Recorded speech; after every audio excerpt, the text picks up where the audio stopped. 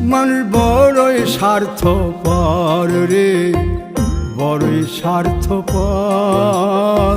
বুকের মাঝে জায়গা দিলে যতন কইরা ভাঙ্গে রে অন্তর।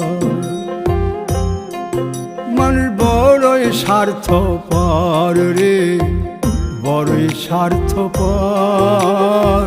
বুকের মাঝে জায়গা দিলে যতন কইরা ভাঙ্গে রে অন্তর।